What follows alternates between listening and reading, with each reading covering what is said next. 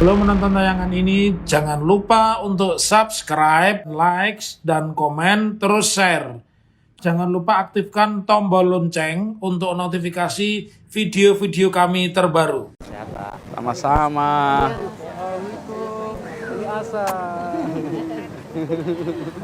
Aduh, lega sekarang lah ya. Alhamdulillah. Tuntas. Terima kasih kesabarannya. Sehat Pak ya. Amin. Semoga sehat. Amin. Ya Allah ya Rabb. Barakallah. Ya. Makasih. Mengucap Bismillahirrahmanirrahim pada hari ini Rabu 12 Oktober 2022 Kampung Susun Bayam secara resmi digunakan. Terima kasih. Assalamualaikum warahmatullahi wabarakatuh. Pada kanan simbol peresmian Kampung Susun Bayam, kita hitung sama-sama. 3, 2, 1. Yes, iya. Dengan dibukanya simbol ini, bakal diresmikan segera Kampung Susun Bayam. Terima kasih atas amanat yang diembankan. Terima kasih atas kepercayaan yang disematkan. Terima kasih atas dukungan yang diberikan. Terima kasih atas kerja yang disumbangkan. Terima kasih atas kritik yang dikirimkan. Terima kasih atas segala doa yang dikirimkan dari tempat-tempat yang sunyi, yang pendoanya tidak pernah kita lihat wajahnya.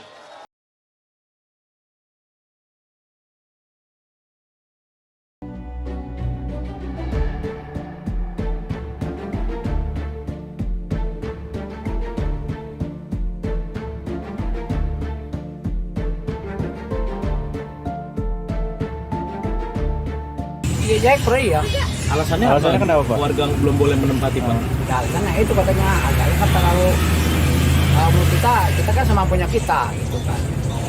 Dia kan mungkin minta balas itu setengah. Kalau nggak salah turun 50 ya. 750. Itu katanya lansia di lantai 2 harus lansia.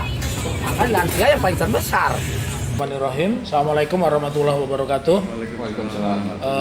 Malam ini saya bersama rekan-rekan dari Kampung Bayam, Furkon ya, satu lagi Sudir, dan ini rekan advokat Sandi sama Bang Cucu ya.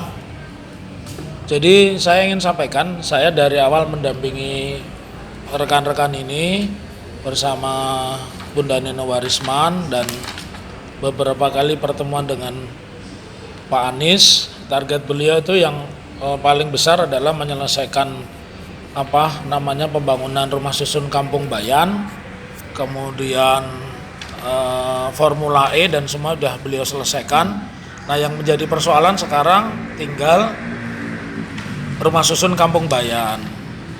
Jadi kalau di banyak kesempatan orang mempertanyakan membuat vlog di TikTok, di dunia medsos, mengatakan ada Pak Anies mensengsarakan. Menurut saya tidak. Saya saksi hidup yang menyaksikan bahwa proyek itu oleh beliau sebut sebagai living example ya, satu contoh hidup yang sehat.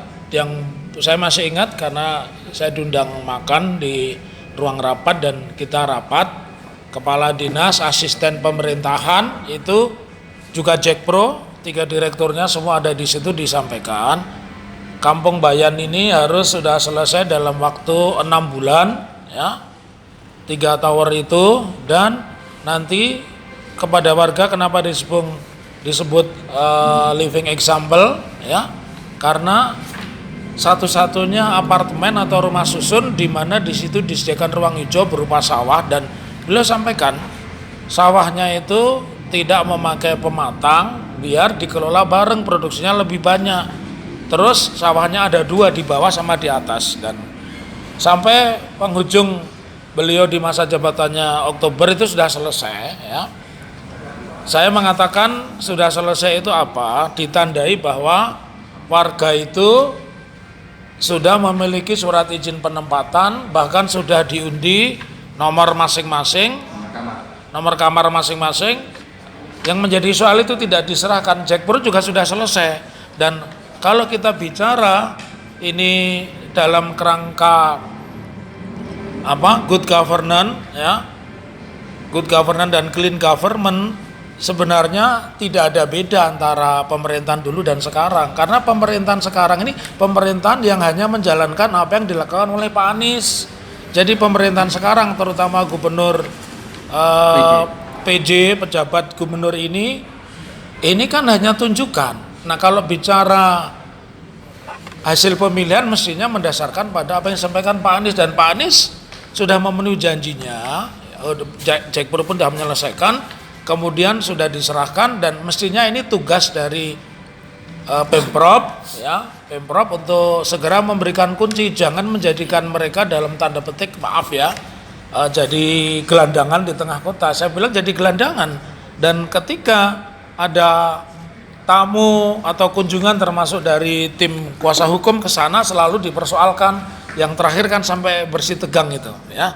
Jadi oleh karena itu, kalau kita konsekuen untuk mensejahterakan rakyat, salah satu tujuan terpentingnya orang bergabung kepada negara ini selain dijamin keamanannya adalah disejahterakan. Nah, kalau keamanannya nggak ada, boro-boro apalagi sejahtera, tentu ini menyengsarakan. Jadi sekali lagi, pembangunan rumah susun Kampung Bayan ini sudah selesai oleh Pak Anies, diserahkan kepada Jakpro, dan Jakpro sudah melaksanakan pembangunan ini. Kemudian tinggal, karena mereka ini rakyat DKI, ya pejabat gubernur yang menyerahkan, dan tidak ada alasan untuk menghalang-halangi warga karena warga sudah mendapatkan nomor kamar. Lebih rincinya nih teman-teman yang melanjutkan perjuangan, jadi rekan Sandi dan Bang Juju nanti yang akan melengkapi, karena Bang Juju hampir tiap hari ngirim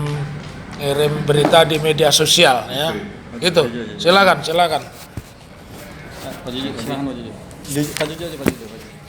Assalamualaikum warahmatullahi wabarakatuh. Ya, melanjutkan rekan senior, advokat Dr. Taufik yang saya hormati, dan rekan Sandi, dan teman-teman dari mewakili warga Kampung Bayam, Jakarta Utara. Jadi memang kalau seperti apa yang sudah disinggung oleh Dr. Taufik, bahwa persoalan teman-teman atau warga Kampung Bayam ini sebetulnya sudah mulai akhir tahun 2022 kira-kira begitu ya, sekitar Oktober November begitu. Nah, kemudian yang terjadi adalah gubernur pada waktu itu Anies Baswedan itu harus menyelesaikan tugasnya atau jabatannya selesai, serah terima jabatan sekitar akhir Oktober begitu ya 2022. Persoalan itu timbul, yaitu pasca beliau lengser itu, yang tadi sudah disinggung oleh Pak Dr. Taufik, bahwa sebetulnya segala macam prosedural administratif ya tentang pemindahan teman-teman warga Kampung Bayam ini yang seharusnya sudah selesai secara administratif, dari baik itu birokrasi dari penyerahan setelah bangunan itu selesai dari pihak Jakpro, Jakpro Jakarta kepada pihak Pemda DKI Jakarta sudah dilakukan seperti itu sebetulnya. Nah, persoalannya adalah begitu pasca Pak Anies turun itu lengser dari gubernur DKI itu, kok tampaknya ada sesuatu yang mengganjal di dalam hal ini, yaitu hak teman-teman ini faktanya tidak, tadi disinggung oleh Pak Dr. Taufik, tidak bisa menempati secara formal begitu ya, secara resmi. Jadi hanya tinggal kunci saja.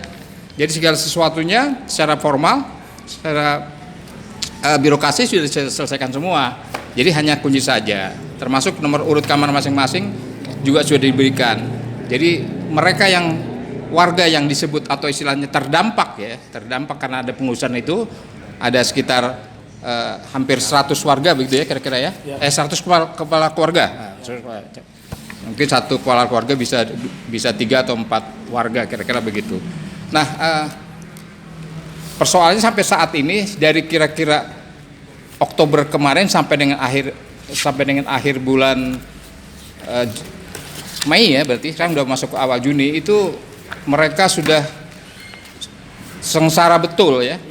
Yaitu sampai tidur dan melakukan aktivitas segala sesuatunya harus di emperan rumah susun yang sebetulnya dibangunkan untuk mereka, tapi tidak bisa mereka tempati sampai saat ini. Yang dimana faktanya mereka harus tidur di emper tanpa, kemudian juga airnya tanpa air, listrik juga dimatikan oleh pihak Jakpro seperti itu. Sampai toilet, kamar mandi pun dikunci. Jadi mereka sangat kita menilai sangat tidak manusiawi lah begitu ya. Kalau kita lihat seperti itu. Sementara di depan mereka itu rumah-rumah mewah tuh kelihatan penampilannya seperti itu. Dan mereka faktanya tidur di teras seperti itu. Jadi kita mengharapkan prosedur yang sudah berjalan tadi disinggung Dr. Taufik itu tetap berjalan dan segera secara formal diselesaikan Pak Taufik ya. Tinggal menyerahkan kuncinya saja, dan kita berharap tidak ada unsur-unsur politis dalam hal ini. Ini kepentingan warga jauh lebih penting daripada kepentingan di atas manapun ya, karena mereka memang dari awal sudah memiliki hak untuk digusur ya mereka itu dengan persetujuan dan perjanjian sedemikian rupa oleh gubernur yang lama Pak Anies, dan mereka punya hak untuk menempati kembali. Iya. Jadi mungkin sementara itu nanti rekan Sandi bisa nambahkan lah.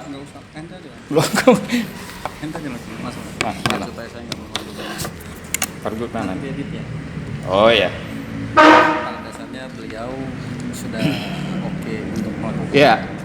Saya tambahkan juga kalau persoalan tarif yang dimasalahkan oleh baik pihak Jakpro atau mungkin Pemda, sebetulnya kalau mengacu kepada Pergub nomor 55 tahun 2018 ya tentang tarif atau retribusi rumah susun itu, warga Kampung Bayam itu sebetulnya tidak ada masalah sepanjang nanti bisa dinegosiasikan. Walaupun sebetulnya kalau mengacu pada rumah susun yang ada Pak Taufik yang ada di Jakarta itu memang lebih murah begitu. Tapi kan itu bisa dibicarakan sebetulnya masalah seperti itu sesuai dengan kemampuan mereka. Ya toh mereka juga rata-rata juga berpenghasilan rendah begitu ya. Kira-kira seperti itu.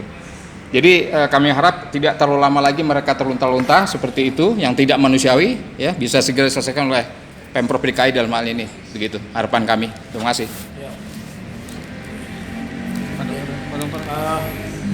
Jadi kuncinya kalau nanti ini tidak terrealisasi kita menggunakan jalur hukum dengan gugatan fiktif positif ya. Kenapa fiktif positif?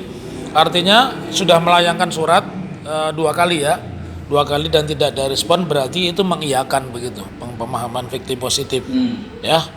Jadi ya kita kasih kesempatan warga diwakili, silakan Pak Furqan. Assalamualaikum warahmatullahi wabarakatuh. Alhamdulillah, terima kasih kepada Bapak Dr. Taufik, Bapak Juju, dan Bapak Sandi yang selama ini tetap semangat mendampingi kami, apalah daya kami yang awam dan ya papa dalam hal tentang dijolimi. Sebenarnya kami cuma hanya memohon kepada PJ Gubernur yang sekarang ini, mudah-mudahan beliau mengerti dasar-dasar kemanusiaan. Karena pertama kami anggap ini benar-benar tidak manusiawi, karena sesuai pesan Pak Anies ini kan telah diamanahkan kepada PJ kelanjutannya. Harusnya PJ ini harus segera memberikan. Diskriminasi jangan diberikan kepada kami. Yang terutama adalah bukan hanya air dan tempat fasilitas yang lainnya, tapi kami berharap karena kami manusia yang beradab dan kami memiliki Tuhan.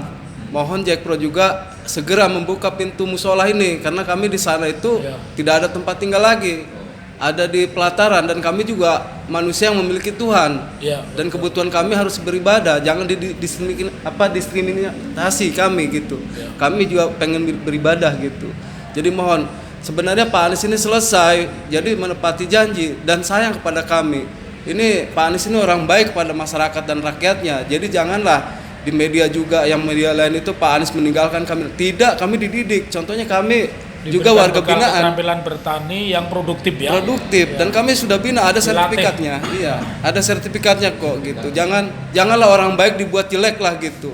Akibat penahanan haknya ditahan ini Pak Anies yang kena, nggak boleh lah, nggak boleh begitu. Kita sesuai fakta gitu. Dan saya adalah memang warga Kampung Bayam dan mewakili warganya, demikian. Gitu Bapak. Oh, jadi simpulannya simpel, segera saja diberikan hak-hak mereka. Utamanya adalah memberikan kunci supaya bisa menempati unit, kemudian fasilitas sosial ya seperti tempat ibadah ya, dan yang pasti yang jangan dilupakan mereka ini punya keterampilan pertanian ya, berarti living example untuk menjadikan satu percontohan apartemen tapi masih ada ruang hijaunya, itu segera saja diberikan ya supaya tidak perlu menempuh gugatan peradilan tata usaha negara fiktif positif. Sekian dari kami, terima kasih dan kita tetap berjuang. Mudah-mudahan Allah meridhoi. Amin ya Allah. Dan Gubernur PJ, saya harus pakai kata-kata PJ karena memang bukan dipilih. Ini terbuka hati nuraninya karena Pak Heru tidak terbuat dari batu. Itu terima kasih. Assalamualaikum warahmatullahi wabarakatuh. Waalaikumsalam warahmatullahi wabarakatuh.